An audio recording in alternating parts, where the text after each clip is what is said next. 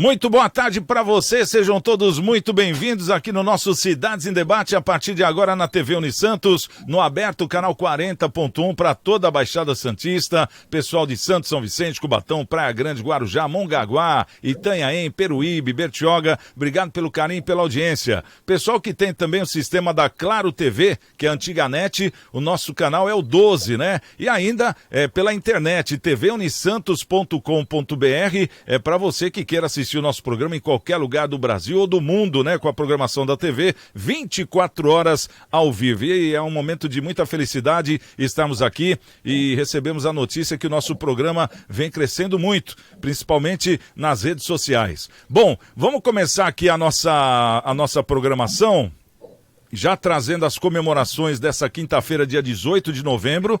Hoje é o dia do conselheiro tutelar, hoje também é o dia do tabelião e do registrador. E tem aqui também o boletim da Covid na cidade de Santos. O número de internados na rede de saúde de Santos diminuiu, de 65 para 63 pessoas, representando uma queda de 3%. Número de internados nos leitos de UTI das unidades de terapia intensiva voltados para os casos mais graves também diminuiu, de 37 para 36 pessoas, uma queda de 3%. Ocupação, a taxa geral de ocupação dos 215 leitos da Covid disponíveis está em 29%. Entre os 116 leitos de UTI, a ocupação é de 31%, e na rede SUS a taxa é de 32%, e na rede privada 30%. E a gente ressalta esse site, o santos.sp.gov.br/saúde/dados coronavírus, para você ficar inteirado e por dentro de tudo o que acontece em questão da Covid aqui na nossa Baixada Santista e na nossa cidade. Bom, vamos trazer os nossos convidados de hoje, Dr. Maurício Baltazar de Lima, o nosso advogado, comentarista. Dr. Maurício, boa tarde, seja bem-vindo. Hoje, quinta-feira, como está? Boa tarde, Santiago Pérez. Um salve à sua linda e maravilhosa audiência. Um salve aos pares de mesa, da mesa que debaterão em alto nível aqui conosco. Enfim, teremos aí uma quinta-feira muito bem sucedida no que diz respeito aos assuntos que discutiremos no dia de hoje. Uma boa tarde a todos. Tá aí conosco também o nosso querido vereador do Guarujá, o Aparecido Davi, o Cido, um dos vereadores mais votados na Pérola do Atlântico, que é a cidade do Guarujá. Cido, bom ter você aqui mais uma vez, tá tudo bem? Ô Santiago, boa tarde, ótima quinta-feira a todos. O doutor Maurício, o Rafael, que está na nossa bancada conosco. Santiago, é sempre um prazer estar no programa Cidades em Debate com você, que essa audiência é maravilhosa. E tratando de assuntos diversos aqui, já estava sentindo falta já de estar aqui no programa, viu? Muito obrigado aí, Santiago. Legal, com a gente também o nosso querido doutor Rafael Ferrari. Doutor Rafael já participou várias vezes aqui do nosso programa e mais uma vez, seja bem-vindo, doutor. Obrigado, Santiago. Boa tarde a todos que estão assistindo e acompanhando, aos meus colegas de bancada. E é uma honra dividir a bancada, né, o debate com o meu mentor, Dr. Maurício. Então, vamos fazer um bom programa. Tá certo. Olha aí, o mentor, o professor hoje na mesa, responsabilidade dobrada, hein? É verdade. Eu tanto do professor de ter um colega de trabalho, né, uma pessoa que está comigo todos os dias, enfim, galgando, levantando, né, a situação, a condição profissional, pública, a bela imagem de competência que o Rafael tem. Seja bem-vindo e boa sorte aí no programa, Rafael. Obrigado. Legal. Olha lá, homenagem, né? O professor também tem uma responsabilidade grande de mostrar que é um bom professor, né? O Rafael, como um bom aluno, também vai ter a obrigação de mostrar que está aprendendo, né, o Rafael? Que está estudando, porque muitas vezes o professor dá a direção, mas o aluno também pega a direção dele e desenvolve em cima disso, né? A gente vê aí um futuro bem promissor aí pro doutor Rafael Ferrari também. Bom, vamos começar aqui a nossa pauta. O que está acontecendo na nossa Baixada Santista tem chamado a atenção de uma forma para todas as praias do litoral, ainda mais porque está chegando a temporada e o registro de ao menos 3 ataques a banhistas nas últimas 2 semanas no litoral de São Paulo despertou a preocupação de moradores e turistas às vésperas da alta temporada nas praias. A presença de tubarões na região e a ligação deles com os casos ainda está sob apuração, mas o que especialistas ponderam é que até aqui os indícios não são suficientes para configurar um padrão de risco. Os ciclos naturais dos animais na busca por alimento e reprodução, além de mais gente dentro da água, podem estar favorecendo os registros vistos nesse mês, é o que apontam pesquisadores. Também deve ser considerada a possibilidade de os casos não envolverem tubarões, mas sim outras espécies marinhas. No dia 3 e no dia 15 desse mês, pessoas acabaram feridas após ataques em Ubatuba e em Ilha Comprida, respectivamente. Um terceiro caso também em Ubatuba, no dia 15, está sob apuração. Olha, já há um bom tempo para cá eu tenho dito que eu não gostaria mais de entrar na água do mar numa profundidade mais ou menos, né? Porque a gente tem visto aí, não só aqui, como também no Recife, que é mais recorrente, nas praias do Nordeste, mas aumentou muito o número de ataques de tubarão no litoral brasileiro. Doutor Maurício, a que se deve essa presença dessa fera marinha? Veja bem, Santiago, eu verifico, imagino e chego à conclusão de que se trata de uma tragédia anunciada, na verdade, né? Eu ainda me lembro, não faz tanto tempo assim, Santiago, quando eu me arriscava ainda no surf, jogo muito melhor futebol do que surf, né? Do que surfista, na realidade não deu certo na minha situação. Mas, enfim, nessa época já havia notícia de que no Recife haviam ataques de tubarão, enfim, que os esportistas dessa modalidade tinham que ter certa preocupação.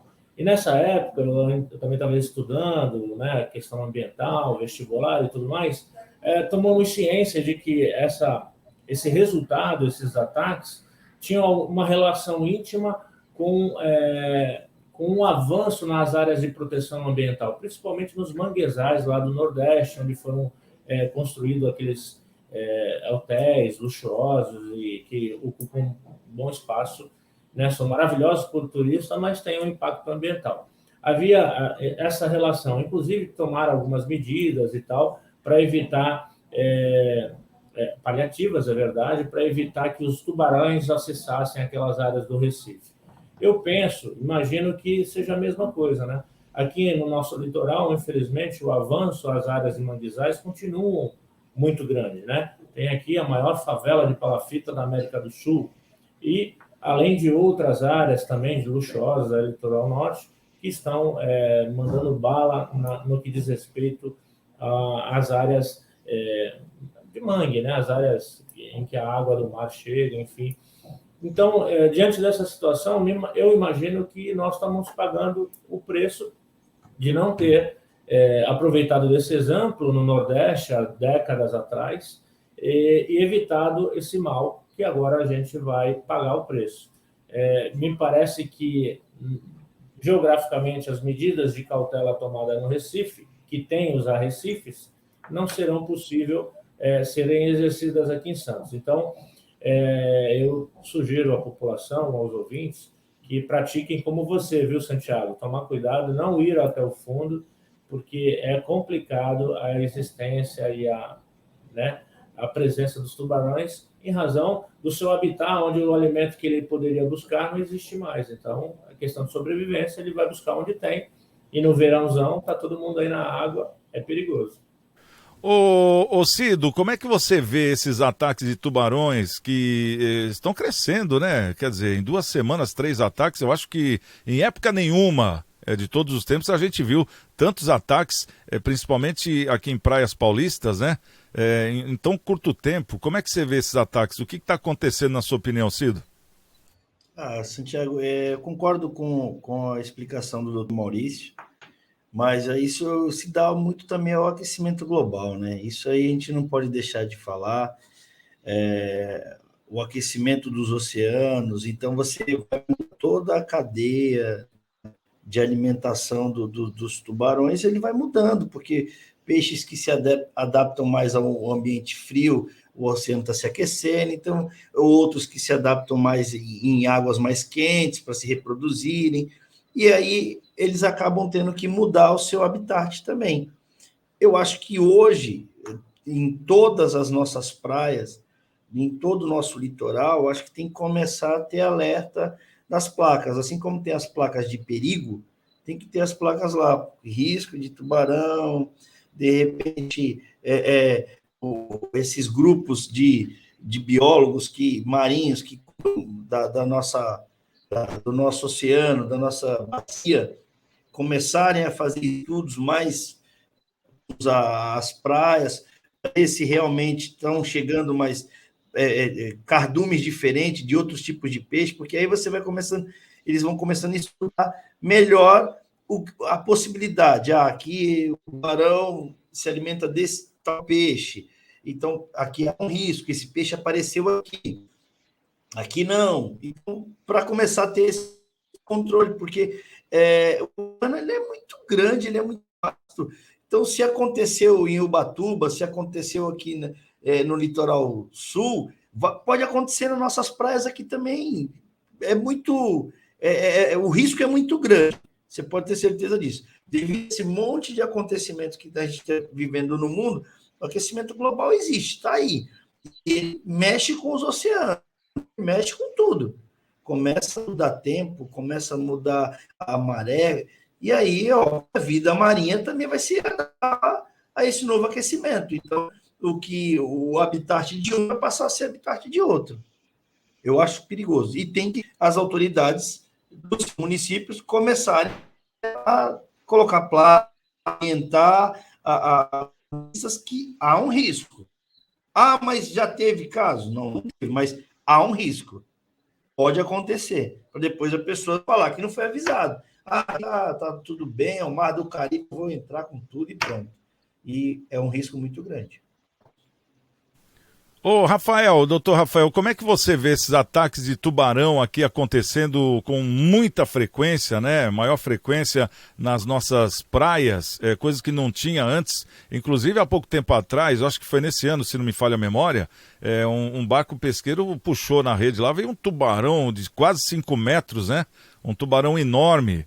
Que foi puxado numa rede, e até a população, até os próprios biólogos, né, o pessoal que foi ver a fera de perto, depois de ter sido puxada, acharam estranho daquele tubarão, daquele porte, tá tão próximo à praia, porque o barco parece que puxou ele perto da praia, né? Isso em Mongaguá. Como é que você vê isso, o doutor Rafael?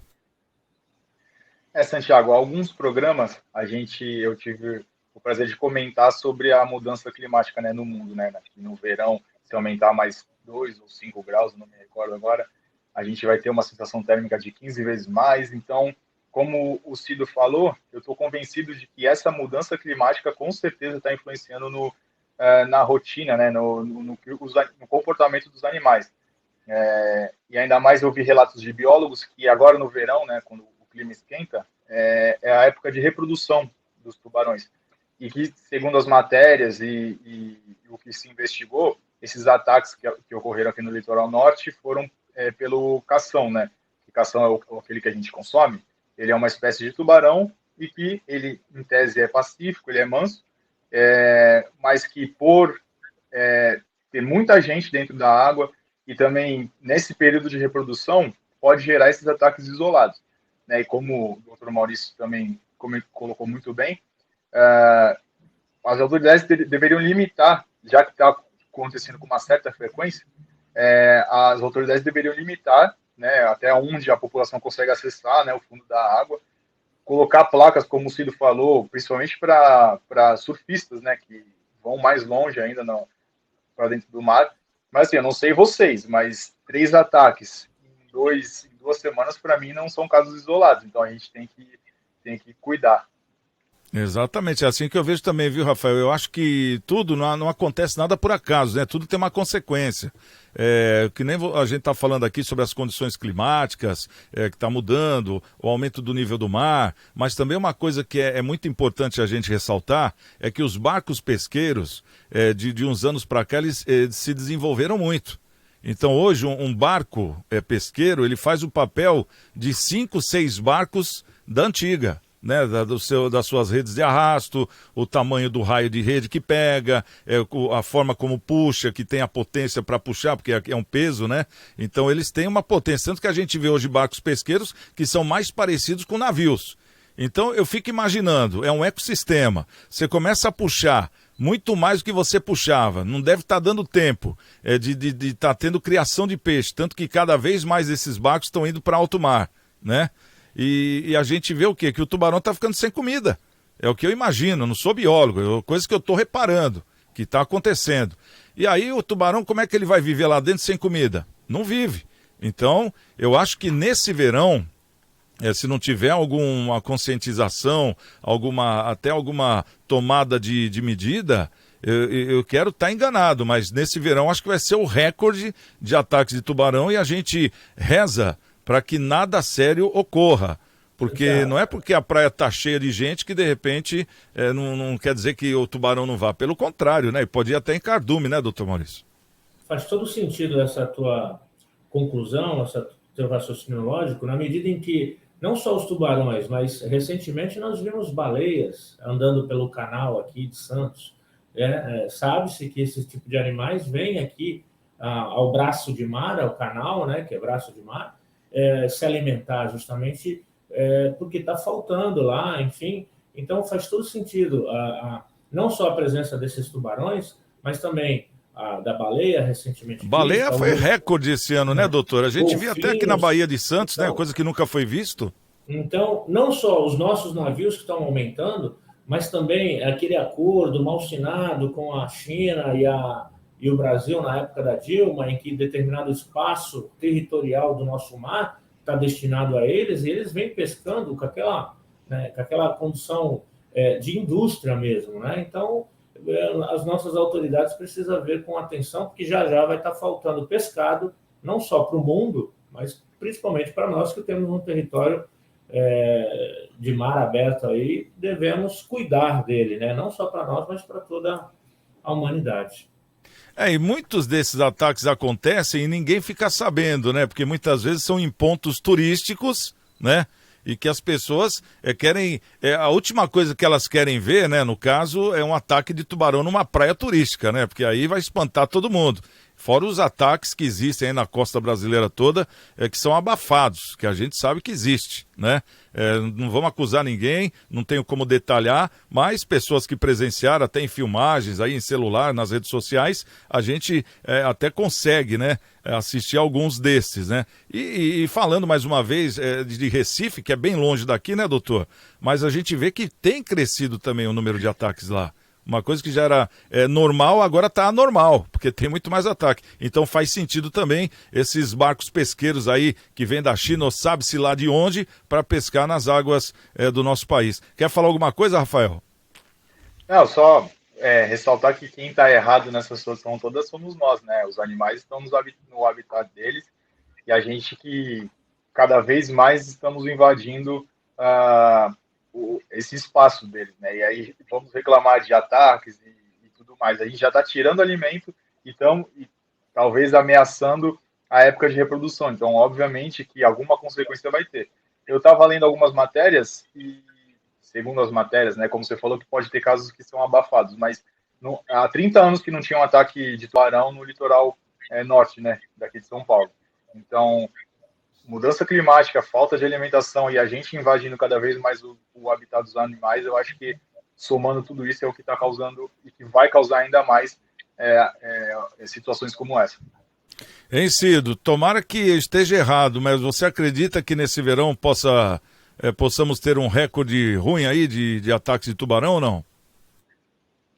Santiago, tomara que não, mas as evidências estão aí e tudo indica, né? Você vai triplicar aqui o número de banhistas nas praias de todo o nosso litoral, seja o sul ao norte, triplica, isso é fácil, qualquer dia da semana o número de turistas é muito maior, então, obviamente, os ataques podem acontecer sim.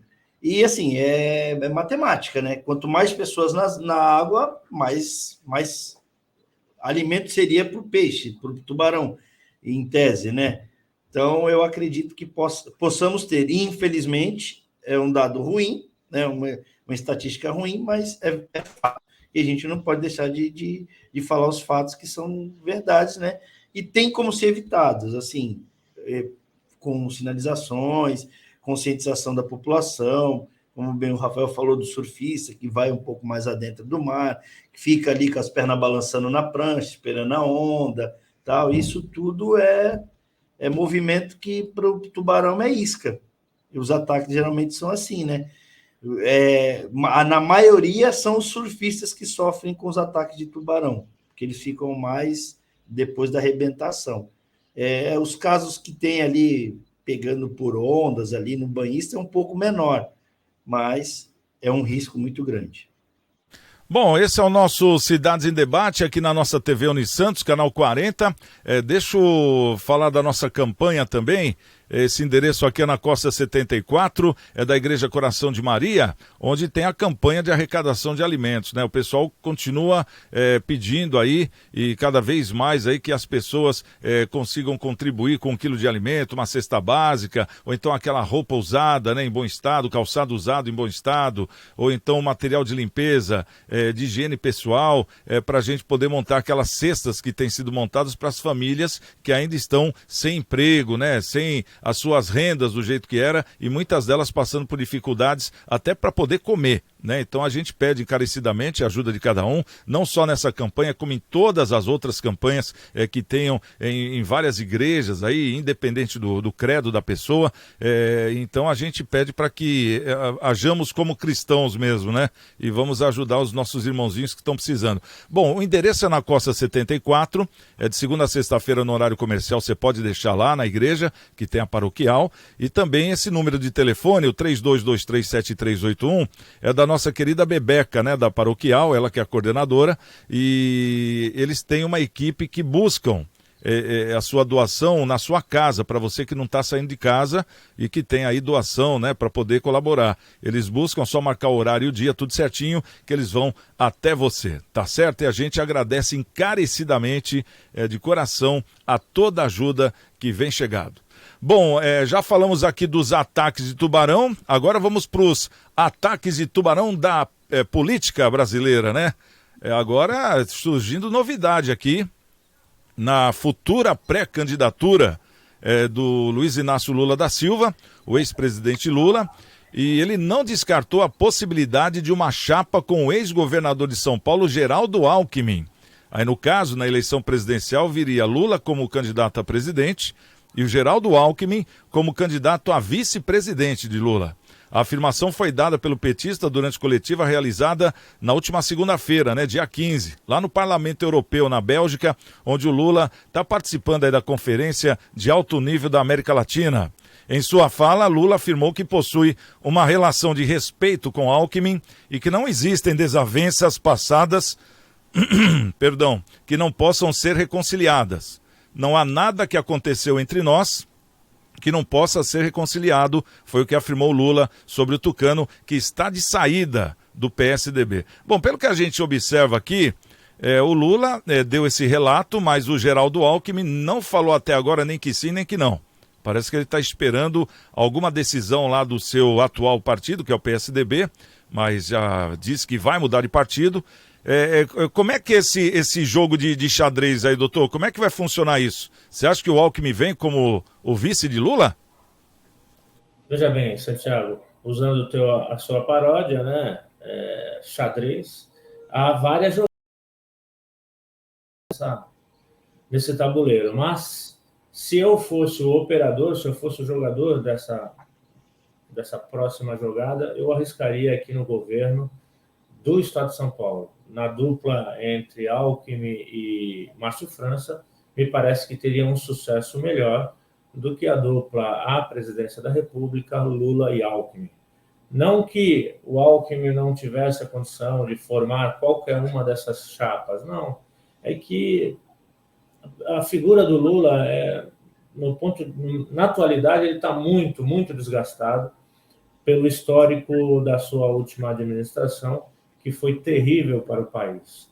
E aí, levar a boa imagem que o Alckmin deixou, ele foi um bom administrador, pelo menos não foi tão ruim quanto os antecessores. Ele conseguiu trazer o Estado de São Paulo a um determinado nível, com exceção da questão da segurança pública, que ficou devendo, mas nos demais itens da sua administração ele não foi tão ruim. Então, levar essa boa fama, entre aspas, para alguém que está com uma má fama, está horrível no cenário nacional e está buscando alternativas para tentar concorrer de alguma forma com o Bolsonaro ou com qualquer outra pessoa que venha, me parece que é um risco desnecessário. Se eu fosse o Alckmin, eu ficava no estado de São Paulo, dupla com o Márcio França, seria mais feliz do que tentar perder um pouco o que ele tem, né? Já que não está tão evidente como antes, quando ele saiu do governo, concorrer, arriscar-se assim, a perder esse capital político.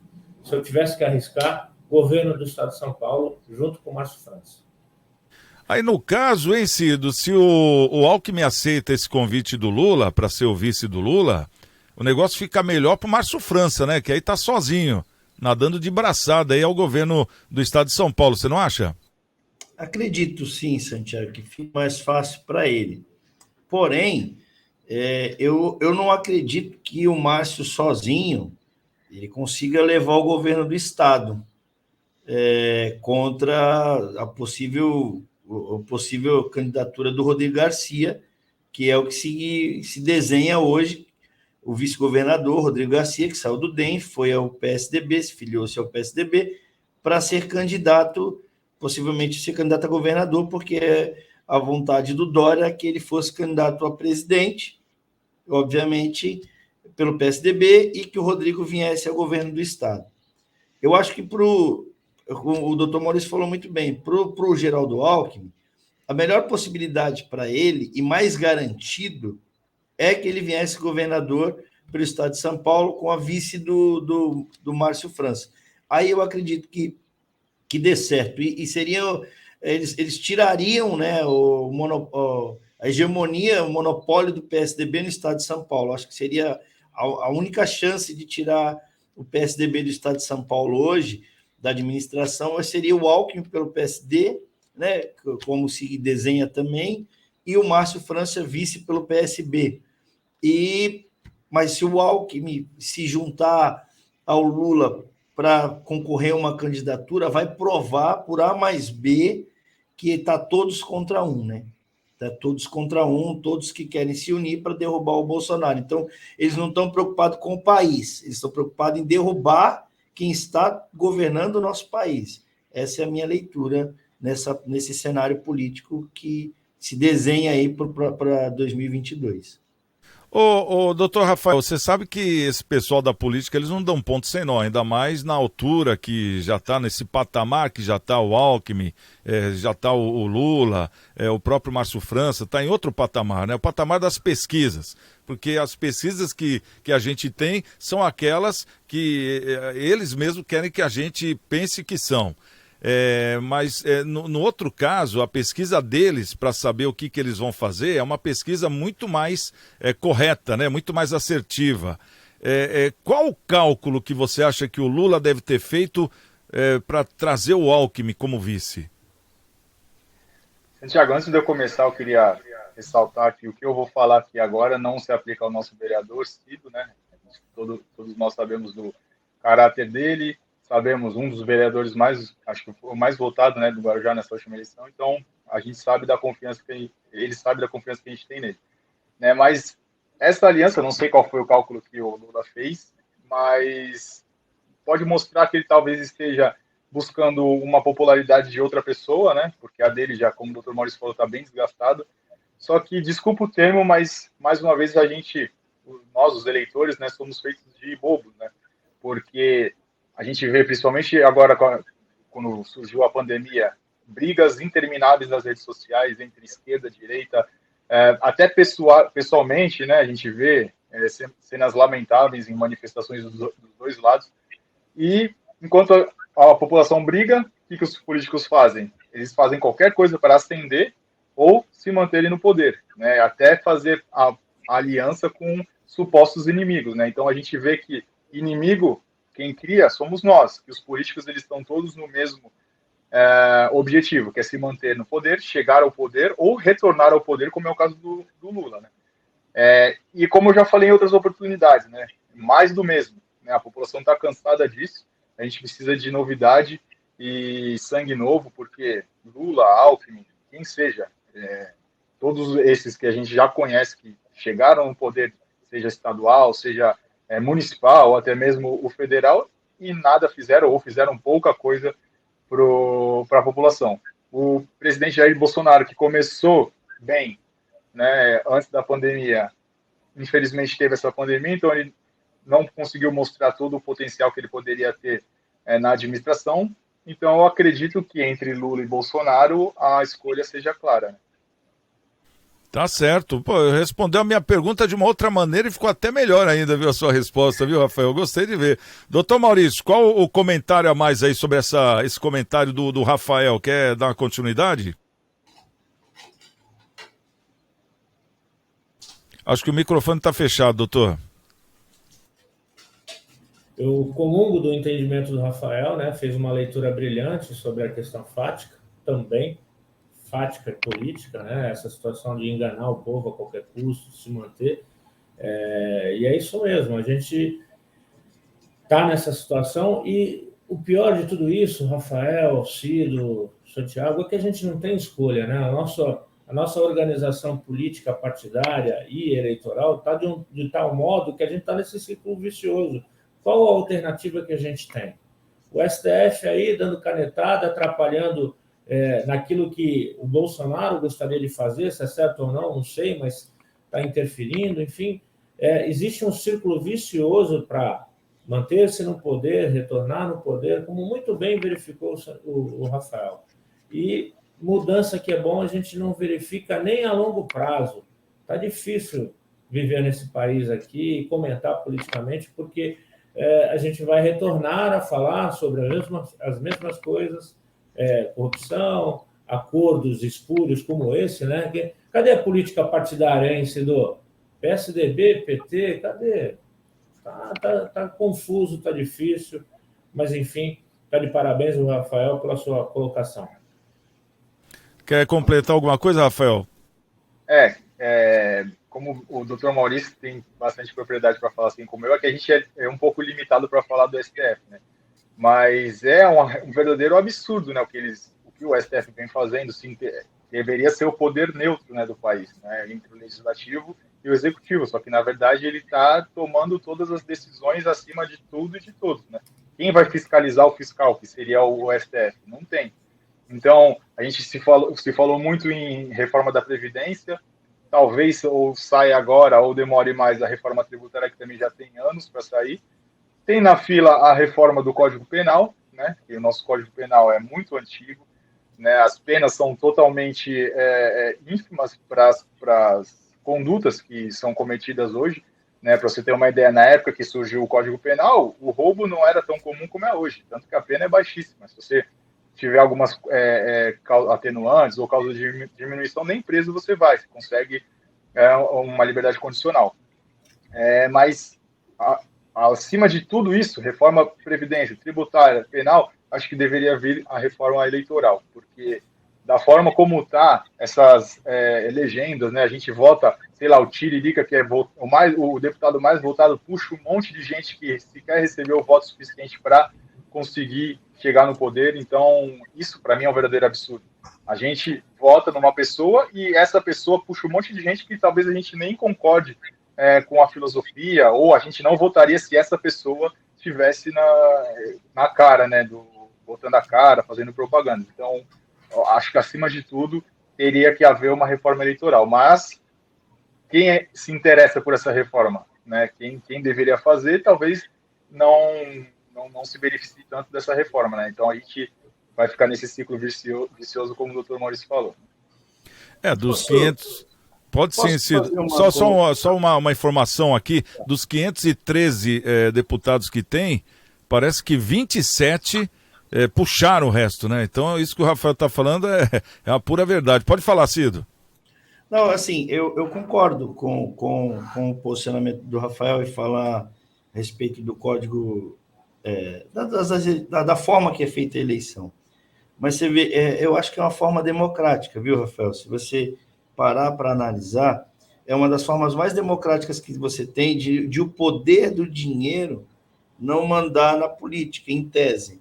Você vê, vou te dar exemplos aqui no Guarujá. Aqui no Guarujá, na última eleição, teve vereadores que tiveram mais de 3 mil votos e não ganharam a eleição. Assim também como teve vereador de 1.600 votos, 1.500 votos, 1.700 votos, que ganharam a eleição e estão sentados na cadeira legislando. Então, por quê? Porque foi uma forma democrática partidária. Se fosse os 17, como são 17 cadeiras, os 17 primeiros, seriam os 17 mais votados, óbvio, pronto. Fez os 17, 18º, 19º, 20º são os suplentes e assim vai.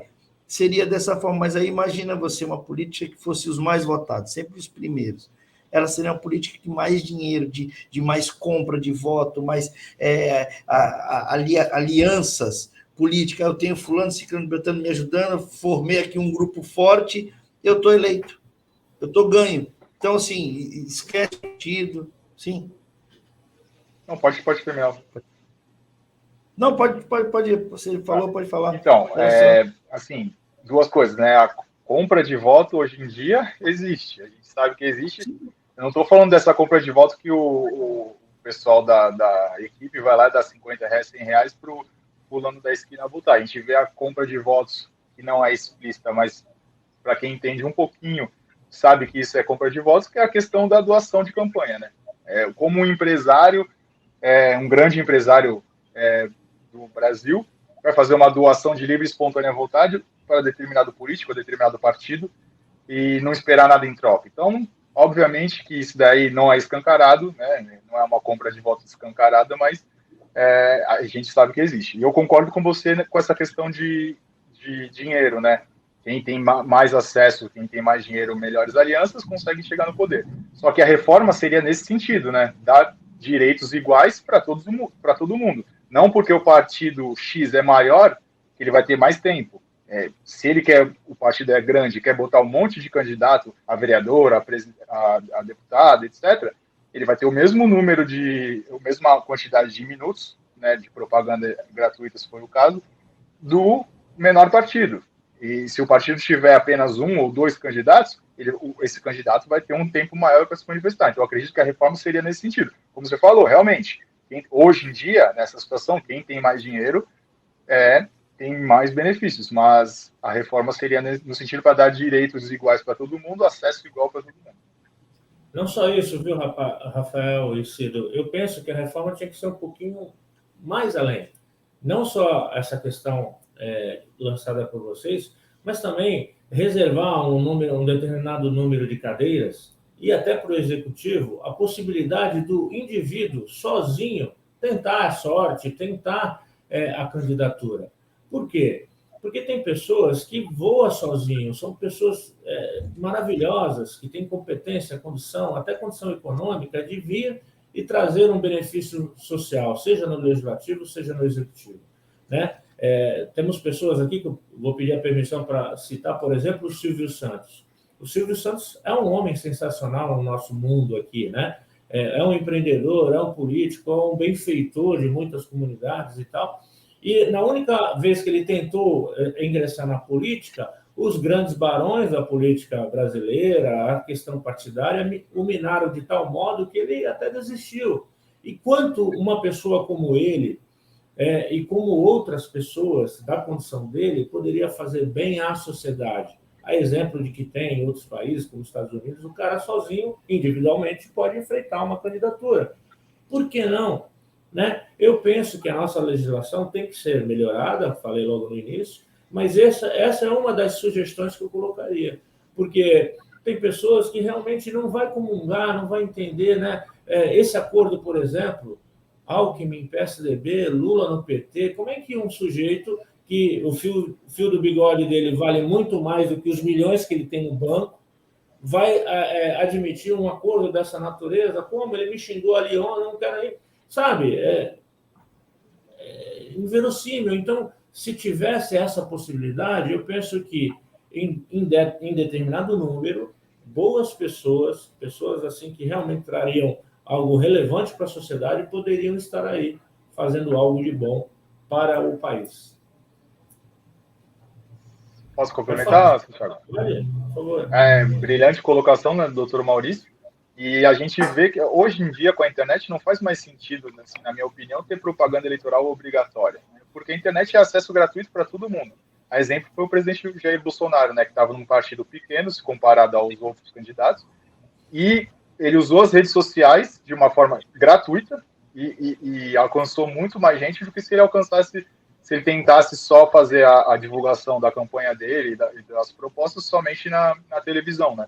Então, acho que hoje em dia, como o Dr. Maurício falou, tem gente que tem tanto acesso, tantos milhões de seguidores, que não precisaria estar afiliado a um partido para poder se candidatar. Ele mesmo, só de anunciar a candidatura, mostrar as propostas e tudo mais, conseguiria chegar ao poder, né, e fazer coisas muito boas. Mas é um grupo fechado hoje em dia, né, dos políticos.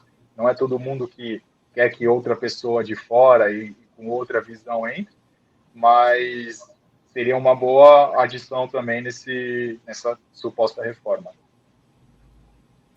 Tá certo, tá aí o nosso debate aqui no Cidades em Debate, né? A gente trazendo uma pergunta que eu queria fazer para o Cido. O doutor Maurício levantou aqui uma hipótese, hipoteticamente falando, se o Silvio Santos fosse eleito presidente da República, você acha que ele seria um Bolsonaro da época ou não? Tipo, não conseguiria governar? Eu acredito, porque a gente vê hoje o quanto o STF ele barra o país, ele barra o presidente de fazer as coisas. Hoje, quem quer governar é o STF. Prova disso é o que está acontecendo aí com o ministro Alexandre de Moraes fazendo a lei, julgando acima de tudo e de todos. Ele julga tudo, você viu? Eu não consigo me conformar como que um deputado federal, sem um crime transitado e julgado, ele está preso, pô, com fórum privilegiado. Como pode isso? Se não é crime, se ele não é um preso político, é perseguição política, só pode. Então, assim, eu acredito que o Silvio Santos teria o mesmo problema, a mesma dificuldade. E assim, outro, continuar, se não houver uma manifestação da população contra o STF, esquece. Eu acho que quem sentar naquela cadeira vai ser manipulado por eles. Por favor, Rafael. Não, o Cido levantou uma questão que eu acabei lembrando de uma coisa. Como que a gente vai confiar numa democracia em que os ministros eles são indicados por presidente da República? Para mim, isso daqui é um verdadeiro absurdo, porque, de novo, entra naquela questão da compra de votos. Né? O presidente indica um ministro e não vai querer nada em troca. Então, a maioria dos ministros de lá que estão hoje ocupando as cadeiras foram indicados por governos petistas, por exemplo. Né? E o Bolsonaro é totalmente oposto. Se está certo, se está errado, eu não sei. Mas ele é totalmente oposto ao PT. E o que a gente vem acompanhando das decisões do STF contra políticos que querem brigar, evitar a volta do PT ou de outro partido em que Lula, Dilma e etc. estejam fazendo parte, né? Então a gente vê que o STF está interferindo de forma até arbitrária contra a Constituição. O guardião da Constituição está julgando várias coisas e tomando várias medidas contra a Constituição, né? Então isso já começa daí o verdadeiro absurdo. Para mim, ministro, é legal você ter uma visão lá dos ministros de outras carreiras, por exemplo, membros do Ministério Público, mas eu acho que tinha que ter um critério melhor para chegar a ser ministro, né, que é o cargo mais alto do Poder Judiciário hoje em dia.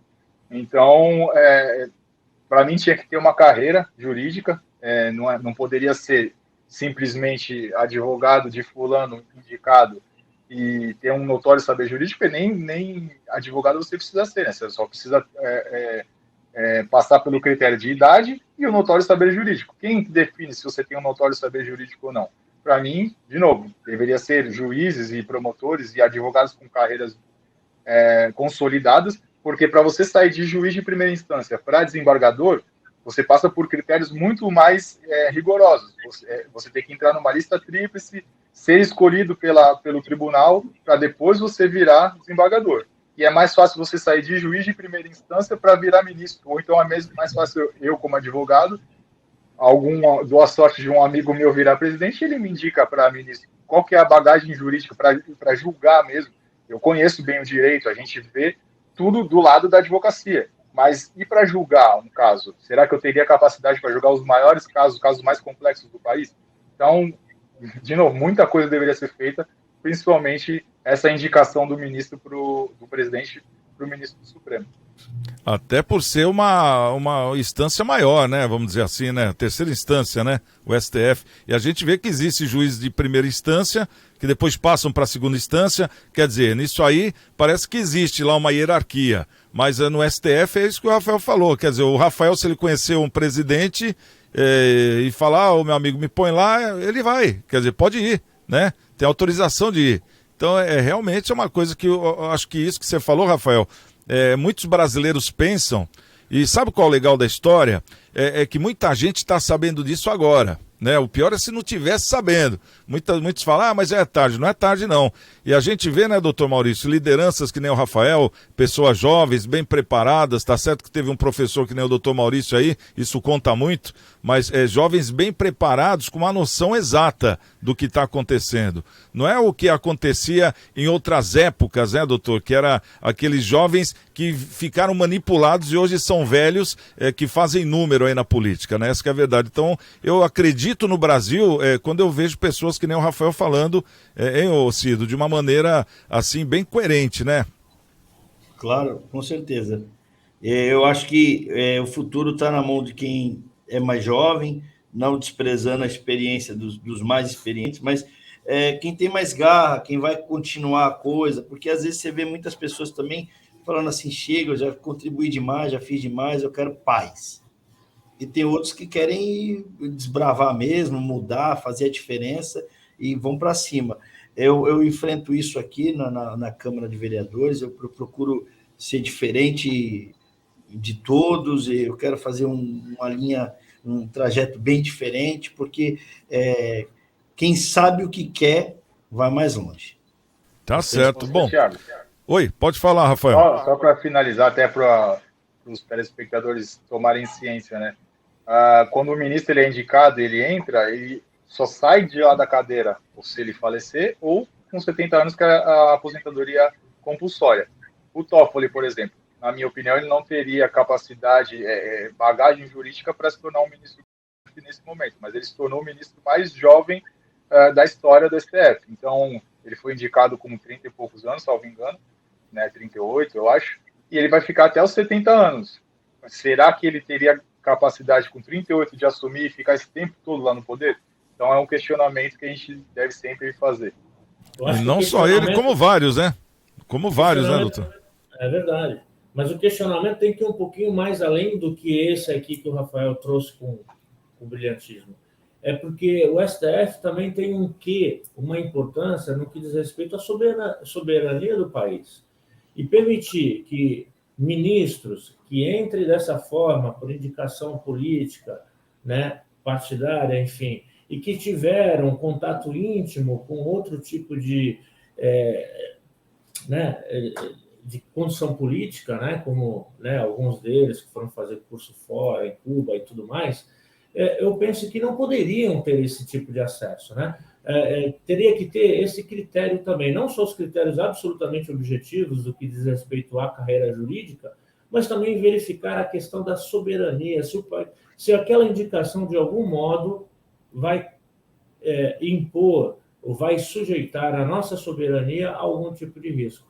Me parece que algumas daquelas pessoas que estão ou que estavam lá, indicadas pelo PT e tal, né, tinham esse viés político que traria risco para a nossa sociedade. Eu penso que, além da sugestão do Rafael, esse tipo de critério objetivo também seja analisado para as futuras indicações. Tá certo. Bom, vamos trazer aqui o nosso Momento Câmara. O Maurício Araújo trazendo as informações das câmaras municipais. Parece que tem alguma coisa do Guarujá aí, hein, Cido? Vamos ficar atento aqui. Santiago Pérez, boa tarde, tudo bem? Olha lá, Olha, Santiago, hoje lá no Guarujá eu vou falar sobre vetos, tá? Projetos vetados. Bom, essa semana foi uma chuva de vetos dos projetos apresentados pelos vereadores, tá? Só lembrando que o veto ocorre quando o projeto de lei, eu vou falar de forma resumida, tá? Assim, uma forma prática. O projeto de lei, ele compete com o executivo, tá? Então, por exemplo, se o projeto de lei cria alguma despesa, se o projeto de lei cria alguma criação de vagas, se o projeto de lei cria coisas que são atributos do executivo, né? Que geram despesas para a prefeitura, né, se essas despesas não constam, né, no orçamento, então esses projetos de lei são vetados. Daí está na Constituição Federal, e o que compete ao Executivo é uma coisa, o que compete ao Legislativo é outro, né, é bem claro na Constituição. Tá? Mesmo assim, os vereadores ficam lá tocando projeto um atrás do outro lá, né, para fazer volume de trabalho, e nem sempre os projetos são aprovados, eles são vetados e ninguém fala nada.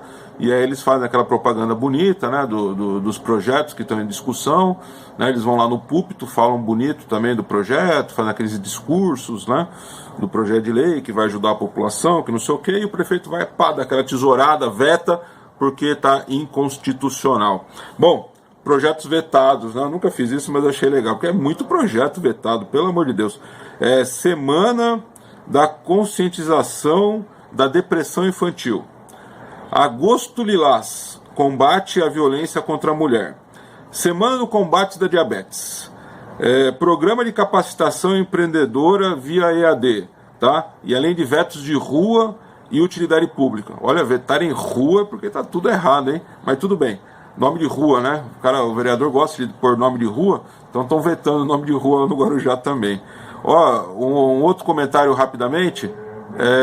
Os melhores vetos escritos de todas as prefeituras é do Guarujá. Os caras escrevem bem pra caramba e justificam muito bem, tá? É bem bacana mesmo. Bom, provavelmente outro projeto que vai ser vetado é que eles falam lá do gratuidade do transporte público para jovens desempregados. Caramba, a gente já viu esse projeto ser vetado em Praia Grande, Cubatão. Lógico que vai ser vetado, tá gerando despesa. Tem um contrato entre a prefeitura e a empresa de ônibus. Não pode se criar esse tipo de despesa assim a troco de nada. Bom, é isso aí, Santiago. Um abraço! Bom, no que ele falou, Maurício Araújo, dos vetos, né, das prefeituras, das câmaras, né, de Guarujá e também de Santos, é que ele fez uma geral, misturou tudo ali, né, mas deu para entender. Porque até essa da condução gratuita para jovens que estão procurando emprego e para pessoas que são desempregadas, que eu acho que foi o caso do Guarujá, eram leis até parecidas, né, e que foram vetadas em ambos os municípios. E a gente já tinha até adiantado aqui, né? Agora, como pode, né, Cido? Tanto vereador para não fazer nada, né? Vamos falar o português bem claro aqui. Porque tem vereador que vai lá, faz qualquer lei, e claro que é vetada, não passa. Aí, de repente, você vê que tem um vereador mais sério, no caso do Cido, que ele se preocupa em ter um jurídico, se preocupa em saber quais são as condições daquilo que ele quer aprovar, né? E não toma pau. Quer dizer, tudo que faz... Quantas leis você já aprovou, Cido, desde o começo do ano? Eu não apresentei muitas não, viu, Santiago? Até porque eu acho que tem que tomar um cuidado muito grande quando você cria uma lei, exatamente por isso, pela inconstitucionalidade, saber o efeito dela, o benefício que ela traz. Então, eu acho que, se eu não me engano, salvo engano, nesses 11 meses de mandato, eu aprovei acho que só 5, né? Só 5? Pô, tu acha só? Santiago? Mas aprovou, né? Aprovou. E até as ruas que eu pedi para colocarem nome foram aprovadas porque estava no rito correto, né? A rua não tinha nome, não tinha, o Lagradouro, né? Não tinha nome, então foi de comum acordo com a população, tudo direitinho. Então você aí vê, antigo, né? E a gente vê a diferença da qualidade do trabalho de um vereador que tem um jurídico e se preocupa em fazer o trabalho, daquele que vai fazer número. Você está entendendo o que eu estou querendo dizer, né, Cido? Não desmerecendo você, eu tenho certeza que tem muitos vereadores dos 17 que tem no Guarujá, que são exatamente como você, mas tem uma grande maioria lá que só faz número, né, rapaz? Santiago, infelizmente, sobre esses vetos, eu tenho um cuidado muito grande em relação a isso, já falei. Quando esse projeto da gratuidade aí para o menor desempregado, eu já havia falado, isso é um projeto que nasce morto, já até comentei aqui no programa, é um projeto que nasce morto, ele é o famoso NAT morto, porque não tem fundamento, o vereador tem que saber o que ele pode, o que ele não pode constitucionalmente legislar aqui. Na verdade é isso. Eu não posso... Você vê, nessa última semana eu apresentei uma indicação ao governo para fazer alteração de uma lei. A lei está errada sobre a guarda municipal do município. O código da guarda municipal do município, o regimento da guarda, diz que tem que ter 342 guardas municipais no município. Então, esse quadro já está completo. Só que na PPA de 2022, que vale a partir de 2022 a 25, já altera esse número para 560 guarda civil municipal. Então, só que, para que isso aconteça, já está previsto no orçamento, obviamente tem que se mudar o regimento da guarda. Então, tem que trazer um projeto para essa casa, alterando o projeto da guarda civil, dizendo que ela pode receber até os 560 guardas civil municipal. Então, eu atendi as pessoas que estão no concurso, fizeram o concurso, estão pleiteados na lei, na vaga, e eu atendi eles e fiz em forma de indicação. Tanto é que todos os vereadores presentes na Câmara, no plenário, assinaram a indicação, subscreveram a minha indicação. Por quê? Porque é pertinente. É algo que a gente tem que levar ao governo, para que o governo traga até a gente aqui um projeto alterando a lei e a gente aprove essa lei, para que faça valer tanto o concurso, tanto a própria PPA de 2022, que vai ser aprovado para 2022. Então, assim, o cuidado tem que ser muito grande com os projetos que você faz aqui. Então, jamais eu quero ter um projeto meu vetado por inconstitucionalidade. É a mesma coisa de me chamar de burro, né? Hein, doutor Maurício, essa preocupação que o Cido tem é o mínimo, né, de um vereador, né? E a gente não vê isso, não estou falando só da Câmara do Guarujá, viu? Existem todas as câmaras, né? Uma coisa que a gente tem que começar a policiar também, porque todo tipo de lei começa na vereança. A gente fica muitas vezes olhando para Brasília, mas a gente mora aqui, né? Então, essas leis que são aprovadas nas câmaras, os primeiros que vão ser testados com elas somos nós, né, doutor? Como é que você vê essa preocupação do Cido? Os outros deveriam ter isso também, doutor? 2 minutos. Deveriam sim, Santiago, mas eu acho que eles têm. A questão não é nem de que eles sejam, né, esse animal orelhudo aí, o adjetivo que usou o nosso querido Cido. É que eles sabem, até porque eu conheço aí a Câmara do Guarujá, sei que tem um diretor muito competente, o doutor Estevam, que faz curso, que orienta, que, enfim. Mas o vereador, principalmente aquele que não tem a habilidade, por exemplo, a do Cido, que sabe correr atrás, que tem uma equipe competente, ele tem que aparecer de alguma maneira, Santiago, ele tem que sair no jornal de alguma maneira. Então, ele tem essa feliz ideia, entre aspas, de trazer uma lei que pode chamar a atenção do público, da mídia de modo geral, mas que é uma lei natimorta, né? Nascida morta porque é inconstitucional, porque não vai ter a verba, enfim, vai mexer com o contrato, com o direito adquirido de outros, enfim, mas ele vai trazer, ele vai ter a mídia. Então, vamos lá, eu sei que não vai dar em nada, que vai ser, né, revogada, que vai ser detonada lá no plenário, enfim, é inconstitucional, mas eu vou conseguir meus 2 minutos de luz na imprensa e vou mostrar que estou fazendo alguma coisa para o meu eleitorado de modo geral. E aí, dá nesse tipo de político que nós temos hoje. Mas está de parabéns o Cido, que tem uma conduta diversa e, embora um volume menor, mas com competência, com dignidade e servindo ao público mesmo. Por isso que a gente vê também aquelas leis que são ruins, que mais da metade da população não quer e acabam sendo aprovadas, como foi o que aconteceu em Santos, cachorro na praia, né? Que é do vereador Adilson Júnior, é uma lei que nem o prefeito, imagino eu, queria. Mas, em nome da democracia, vamos fazer o teste. Até o nosso querido Filete que é o coordenador hoje para poder desenvolver esse projeto, né? Mas é uma coisa que a gente vê que uma praça daria jeito, uma praça cercada daria jeito, como existe em São Paulo. O porquê da praia pro cachorro? Será que o cachorro entende que vai estar na praia? Ou ele vai entender quando a areia queimar a almofadinha do pé dele? Então, quer dizer, são algumas ideias que a gente não aprova, mas, em nome da democracia, vamos fazer o teste, né? Porque estamos num país democrático. Bom, quero agradecer aqui a presença do nosso vereador do Guarujá, o Aparecido Davi. Obrigado pela presença, Cido.